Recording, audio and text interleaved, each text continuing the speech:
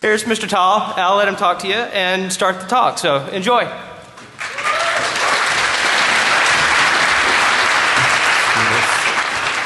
Working. Great. All right, good morning. Good morning, everyone. Good. I'm getting an interactive audience. Good.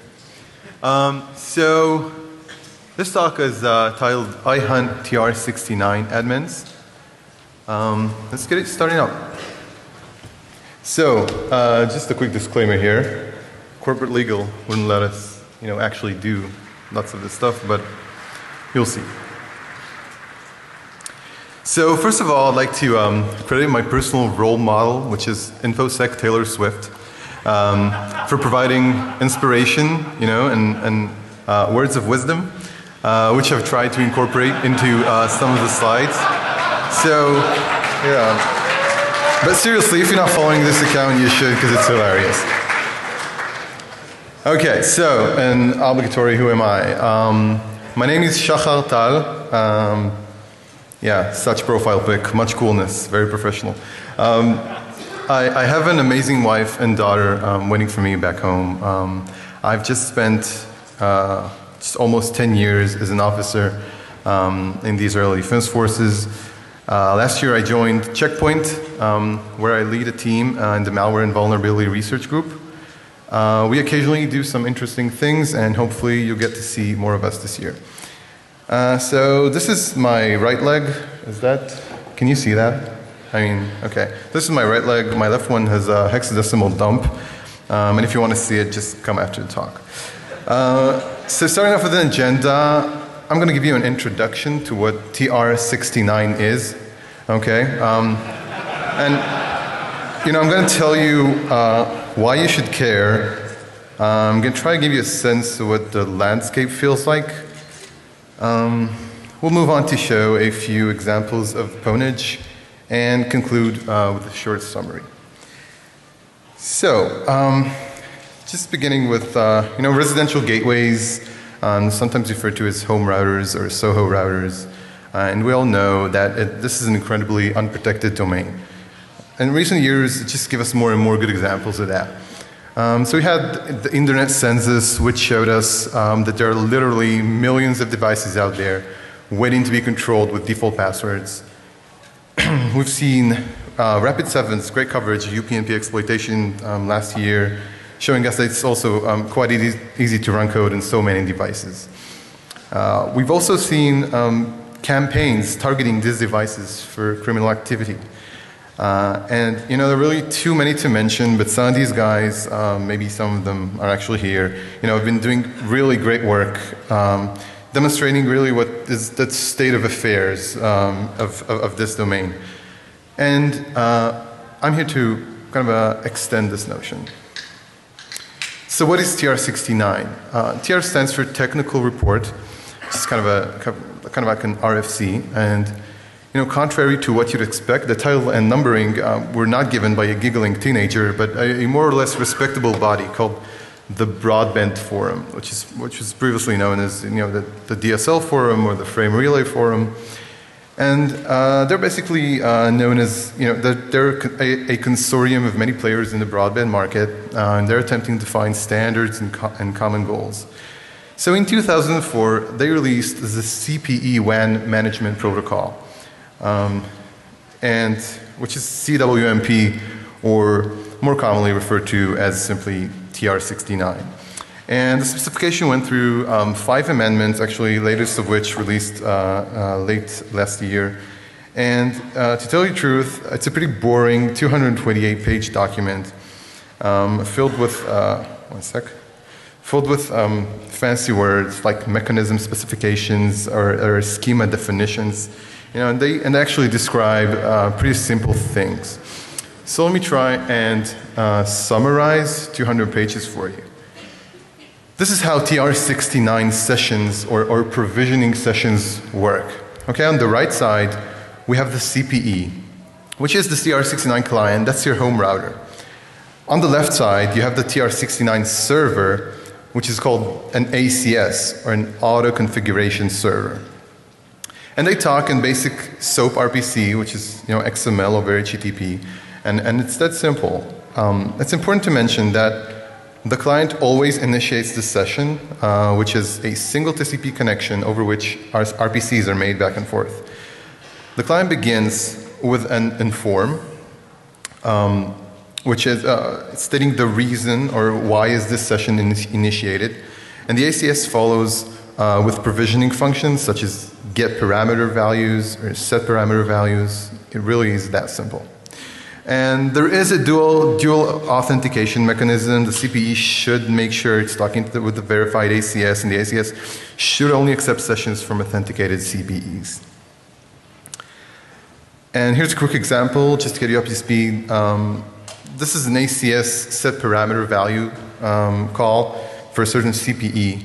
And this is in fact, let me see if I can, yeah. Okay, so this is set parameter values call. And this is assigning a new value for the management server URL key, which basically means this is updating the configure ACS URL for this device for ACS supersecureisp.com, whatever.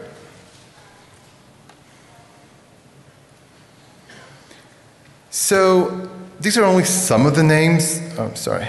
You can see some pretty big names out there that have active TR69 deployments. And as you can understand, this is not some obscure protocol. This is a growing trend to adopt it everywhere. And this is the widely used de facto device management standard. Yeah, so this research in 2010, it's estimated 150 million TR69 enabled devices online, 70% of which are gateways, and today it's probably more. But how about this? Some very interesting results from the ZMAP guys, Zacher and his friends at University of Michigan. And they show that 7547, which is the default CWMP port, is actually the second most popular open port in the world in IPv4. This is no joke. This is a serious protocol. So let's talk about some of the functional use cases for TR69. So what can you do with ACSs? You can provision devices, which is what you call zero-touch configuration. There's remote management by the tech support guys, when you call the call center and they fix your router, whatever they do there. You can monitor for faults, for malicious activity even, diagnostics, performance measurements. You can replace, fix faulty configurations, and also deploy upgraded firmware. So I'm betting at least some of you are surprised with that last bullet, and this is where you start understanding the power that's entrusted in these sessions, right? So this is a power that service providers don't necessarily want you to know about. Think about this for a second. Without getting too deep into the trusting your compiler issues, who do you really trust to run code on your devices on demand? How about when it's done silently, remotely, with elevated permissions? I might trust some of these, very big vendors, like, like Microsoft. They have heavily protected update servers, whatever. I might trust them, but my ISP, I'm not sure. So yeah, ACSs have that trust, and they can remotely manage all the things. So here's a short story. This is my home router, or at least it used to be, and I'm starting to learn about TR69, and I'm poking around looking for the TR69 configuration, and there's no evident pages with these settings. I know you can't really read it from there, but nothing says TR69. And oh well, I should go into expert mode, right? So, well, no, I'm an expert, so I go into expert mode, but still nothing. There's nothing saying TR69.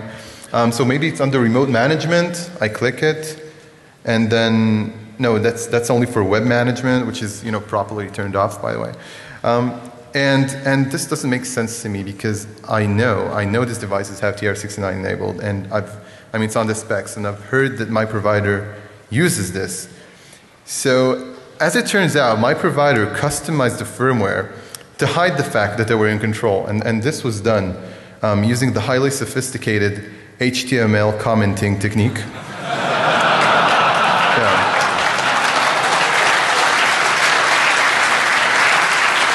So you know, I enter a URL, and then there I get the details, and I have the setup screen.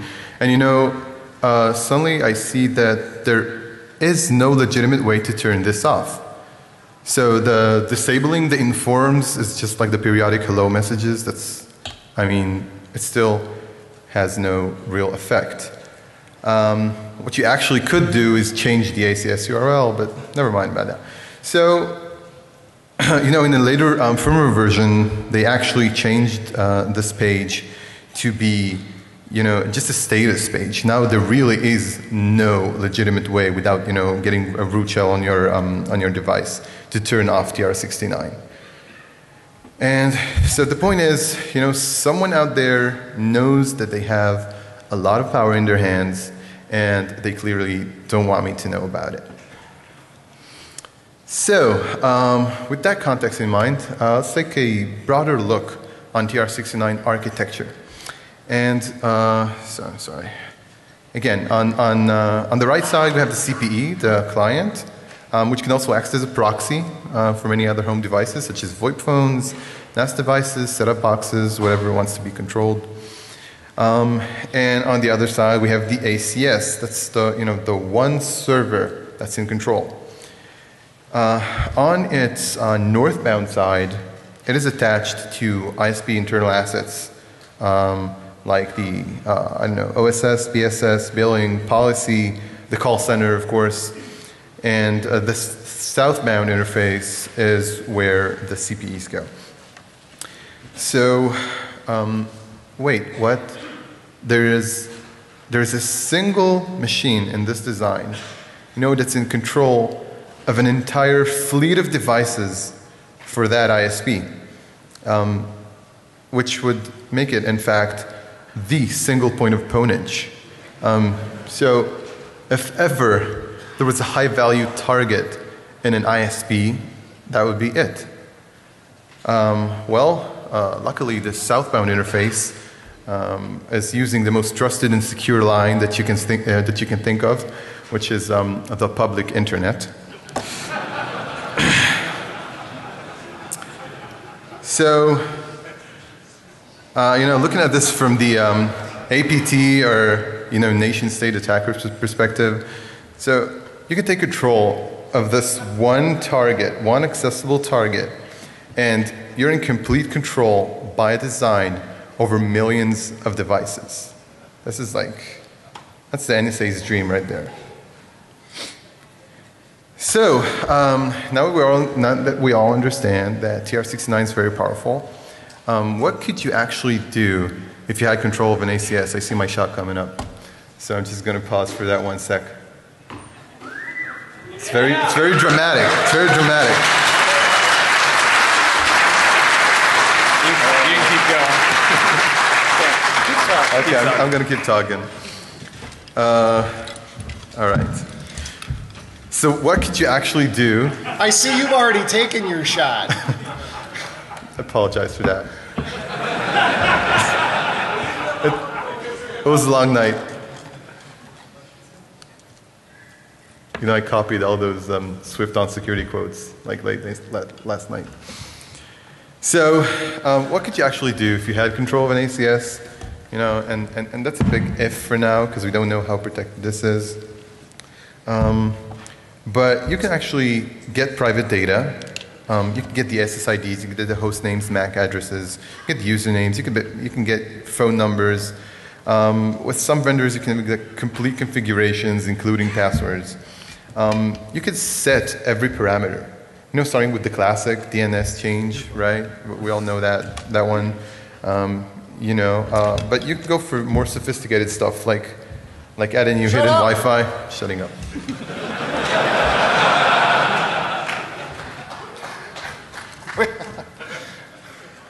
Yeah, come on, you guys know the drill. How about a little love for the brand new speaker?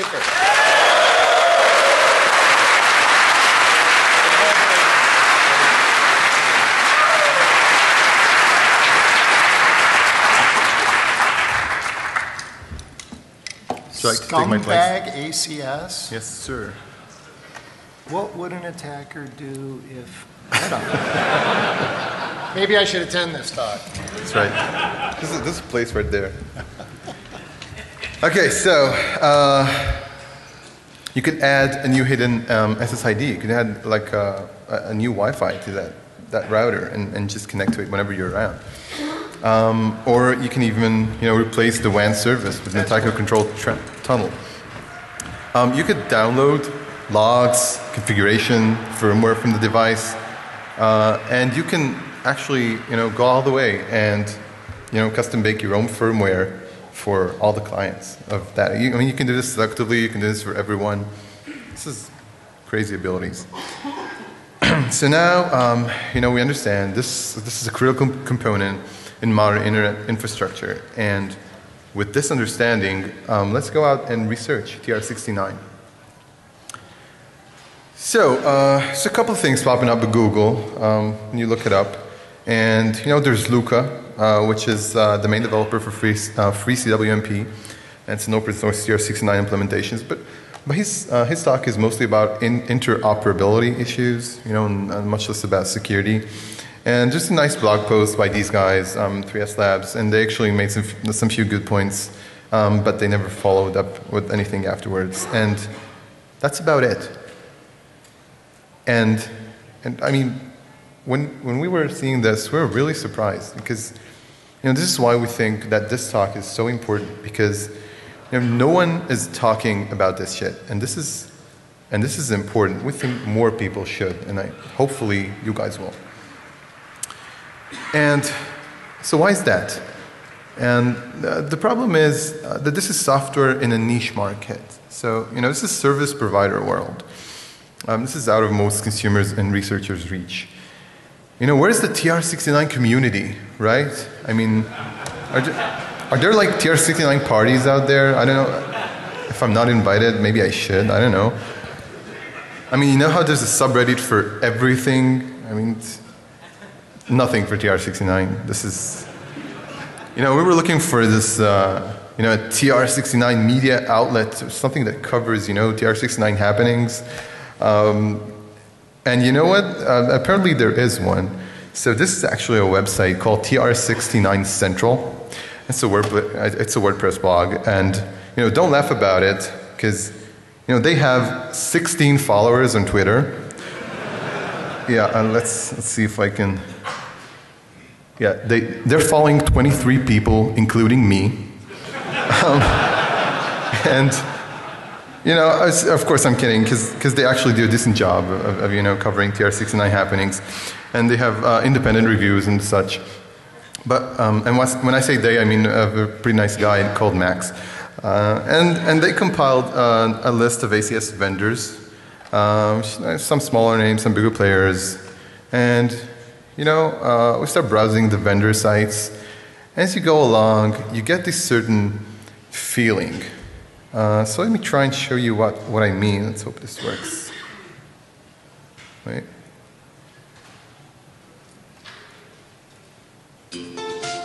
Welcome to Draytech Australia. Oh, really? This presentation on Bigger ACS SI, the latest offer from Draytech for TR-069 based auto configuration service. This is great music, by the way. Let's begin by logging into Bigger ACS SI. Enter your username and password. He's connecting using admin. Network and devices fields will now open. Okay, so that's maybe that's enough.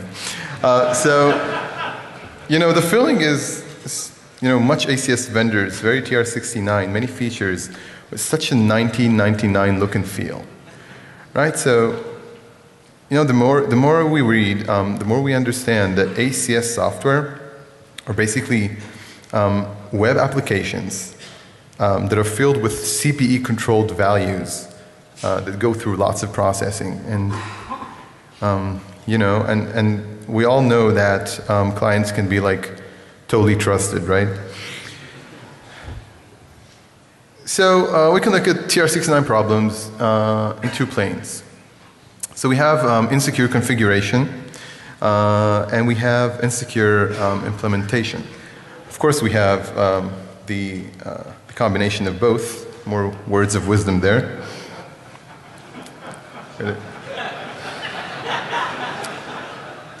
So how do you find ACSs in the wild? So first off, you can hack a single router, right? We all know that's kind of easy, and then you just get the ACS URL and you have one. But you can do more interesting stuff like, scanning. ZMap, mass scan for the win. Well, just the last talk, I'll have this work. Scanning 7547 and friends. There's also UPnP endpoints, which are a lot of fun, actually. And there's public data sets you can search in, like the Internet Census and the DNS Census. Of course, there are some fun Google dorks if you're looking for a specific product. And of course, you can also go for, let me show them that for you, and look for interesting stuff there. But anyway, there are vulnerable ACSs online, I guarantee it. So how is ACS authentication performed? So SSL is recommended, which means that a whole bunch of lazy ISPs, avoid the trouble and just go with the shared secret, which is HTTP authentication, right? So either basic, digest, whatever. And we've actually done a little survey. We've collected a few hundred ACS URLs belonging to a few hundred ISPs. And would you like to guess how many of those were using HTTPS or SSL? So, yeah, here we go. So 81% were actually not encrypting any of this, super critical provisioning sessions. And this is like, what? What that means? That, all it takes is one freaking, NSA quantum packet, single quantum TCP packet to take control of a provisioning session and give you a new firmware or change any of the other parameters we just described. Here's a nice trick. So, our interfaces try to protect the ACS passwords, which is, how the ACS is supposed to know you're a real CPE. But as I've mentioned before, they allow you to change the ACS URL, which basically means that you can change it to a web server that you control and, even downgrade to basic authentication and just make it even easier to parse. So, yeah, nice trick.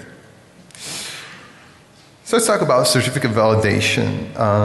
And the technical report states that if TLS 1.2 is used, then the CPE must authenticate the ACS using an ACS provider's certificate. That sounds reasonable. That actually sounds right. But this is how I imagine that this was perceived in most ISP management forums. And as a little field test on this is obviously a fake certificate, right? It's a self-signed certificate that we just created for testing purposes. And so you claim to validate SSL certificates, but the fact that you accepted my self-signed one determined that that was a lie. Yeah, so first Picard facepalm for the day.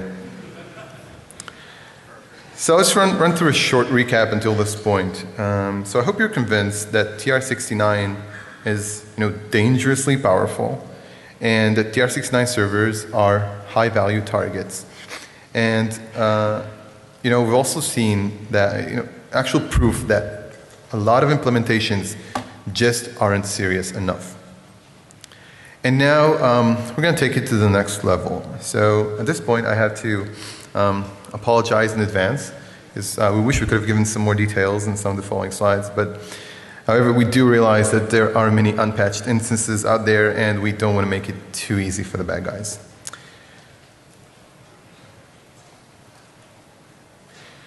So our first target was a Java-based open source project. It's called OpenACS. Start auditing the code, and 3 days later we get a remote code execution. So yeah, reflection and file upload.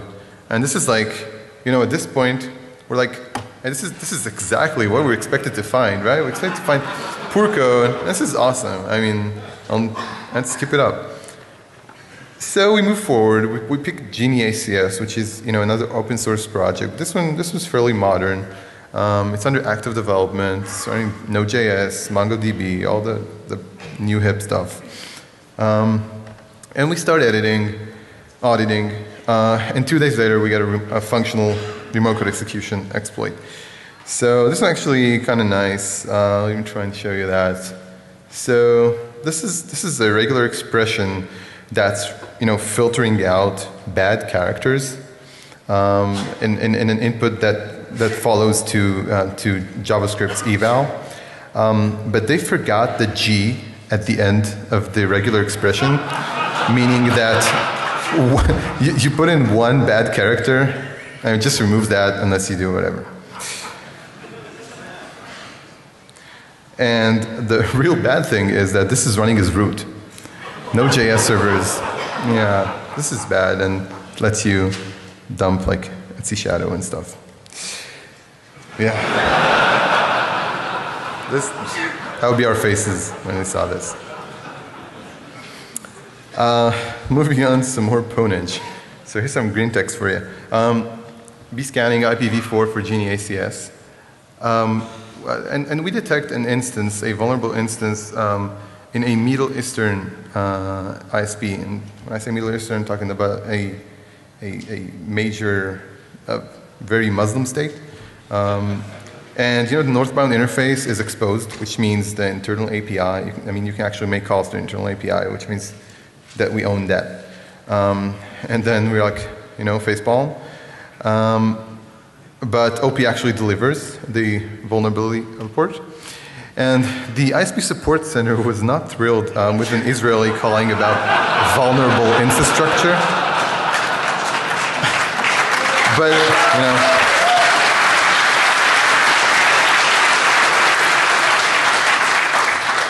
you know, but we showed them this, and it's practically all blanked out. But you know, it's a few thousand devices. They had it. 8 out of 10 would report again. So yeah, I mean, what the fuck? You're leaving critical internal asset, listening to the entire world, no protections whatsoever. The next case is kind of a big one. We can't disclose the vendor at this point in time, but it has a massive install base and it's deployed globally. And our findings include the internal API authentication bypass. We have a few SQL injections there, and the denial of service attack. The combination of which allows writing arbitrary files to any location, including c/inetpub, to an ASP-enabled internet server. So, you know, remote code execution, right? And we went ahead and contacted one large provider to test this with permission. And eventually, we ended up owning just over 500,000 devices. And this is, you know, in a major ISP. And this is just an example provider. We just picked one. And you know, this has been unpatched for at least 2 years now. So it is very possible that we're not the first to discover that flaw. But we don't really care. Appreciate it. Appreciate it.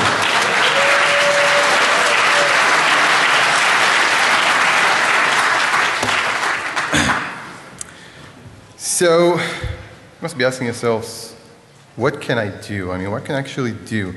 Because if you don't trust your gateway, there really aren't many things that you can do. But you know, adding another security layer, well, first of all, you can hide under the couch and never connect to the internet, but that's obviously not a good solution. So the first thing you can do is, you know, audit your own TR69 settings. You know, actually ensure that, you know, SSL is turned on, that there is proper certificate validation. You know, if you're unsatisfied, you can disable it, if you can disable it. And you know, adding another network security layer is not bad. You know, you can add another router with NAT or firewall capabilities. I mean, we sell these devices, but actually, I mean, quite frankly, you can use open source firmware alternatives, and they'll do just great work. And you know, ask your provider about their TR69 configuration. That's, I mean, it's their responsibility. So, trying to fix the problem. So there is no easy fix because the bad implementations are out there. So TR69 has to mature more. Awareness is key.